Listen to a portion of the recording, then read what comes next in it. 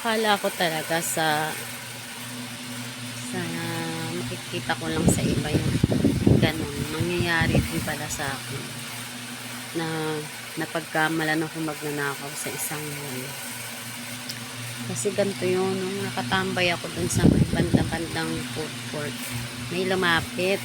Tapos sabi niya, tinatanong niya ako kung may kasama daw ako. Tapos sabi ko wala.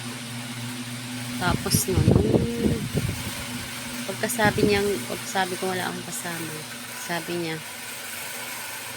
Miss, iwanan ko muna sa'yo tong bag kasi iihi lang ako kasi mabigat para di ko na dalin-dalin pa. Sandali lang ako, mag-CR lang ako.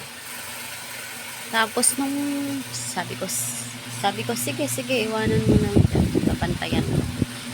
Tapos maya-maya, tagal-tagal ko na siyang hinihintay, mga 30 minutes. Hindi siya lumalabas.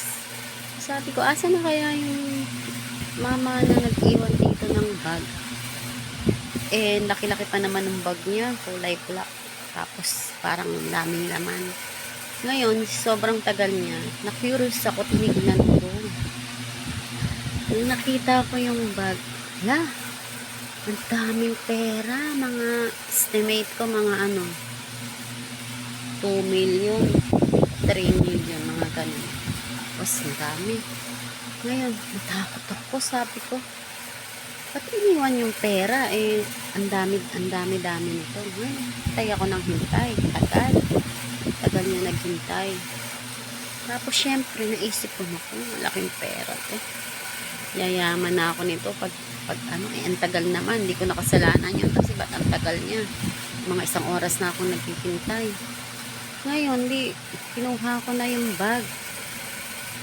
Tapos sabi ko, naisip ko, ang tagal kuhain, hindi ko naman kasalanan, iniwan niya. Ngayon, tingin-tingin ako sa gwardiya, sa may mall. Sabi ko, pero parang kinakabahan ako. Tapos nung kinuha ko na, sabi ko, iuwi ko na talaga to, bahala yung nag-iwan ito. Ngayon, dahan-dahan pa ako kasi kinakabahan ako, bigat ng dala ko. Baka masita ako ng gwardiya. Tapos nung palabas na ako, nung papunta na ako sa may pintuan ng exit na ako, bigla may sinigaw, hoy, magnanakaw, sabi sa akin na gano'n. Nagulat ako, pagtingin ko yung nag-iwan sa akin ng bag.